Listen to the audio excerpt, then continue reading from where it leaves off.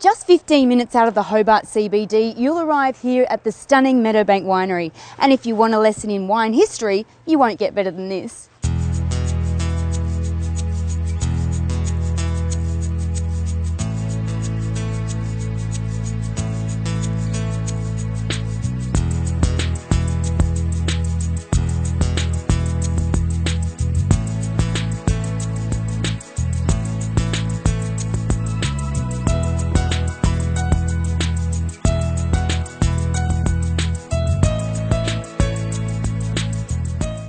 So Gerald, this is an incredible venue here. Tell me about the floor. I've never seen anything like this. Yeah, we think it is pretty unique. The concept is that Tasmania has the oldest wine history in Australia, and we wanted to portray that somehow. History is fairly boring at the best of times, so we decided that we'd tell the story in poetry and artwork. The poetry is quite quirky and humorous, and it's a very enjoyable thing to wander around and learn all about the history.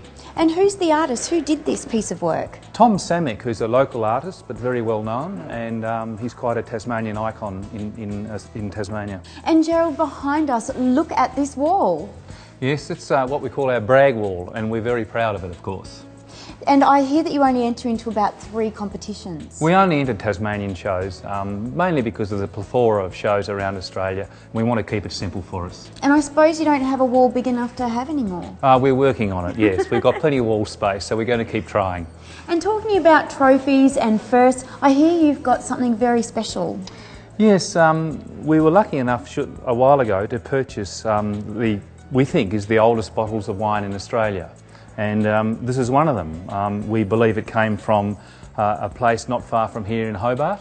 It was discovered in 1979, and yeah, we purchased it not so long ago, and we hope we'll be the caretakers for many years to come. So it's a little piece of Australian history? We certainly like to think so. And how old do you think it is?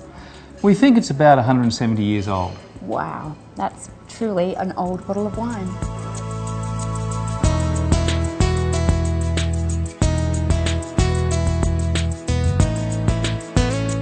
Now we're down in the cellar door, and Gerald, I hear Tasmania is renowned for its sparkling wines. That's certainly right, correct. In fact, some of the French champagne houses have got a firm foothold in Tasmania now. Really? And we are recognised now as producing some of Australia's best sparkling wines. And which one is this? This is the Meadowbank Mardi, which is in 2006, so it's had 2 years on lees. And it's just starting to come into its own now, because good sparkling wine needs a bit of time in the bottle as well as on lees. Gerald, this looks beautiful. What have we got here? This is the Meadowbank Henry James Pinot Noir, our premium Pinot Noir. And how does the topography and climate in Tasmania affect your wines? I'm sure everyone's heard of global warming, yes. And so hence Tasmania is becoming a very good place to grow high quality fruit because of our cooler climate.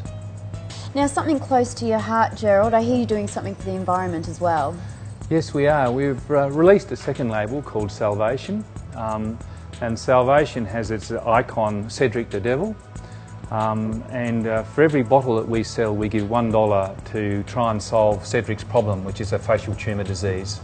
And it's wiping out the whole species, isn't it? Yep, that's right. The Tasmanian devils is an endangered species now, and the life expectancy of these devils, once they've contracted the disease, it's terminal. Now, I've seen something over here that's caught my eye. What's this about? This is a fun education, and for example, we have a demonstration here of corked wine. So we have 3 identical wines, and one's slightly corked, one's very badly corked, and one's not corked at all. And of course you don't know which one's which.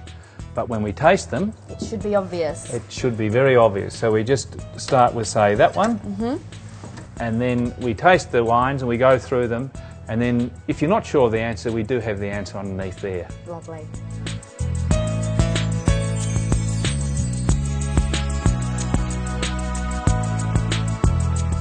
Now it's time to talk cuisine here at Meadowbank, and I'm joined by head chef Simon West. And Simon, I've got a funny feeling it's all about local produce here. Yeah, very much so, Keto. It's we've got an abundance of amazing produce here in Tasmania, and as you can see here, I've got some lamb. The lambs come from the north of the state, up at Ulverston.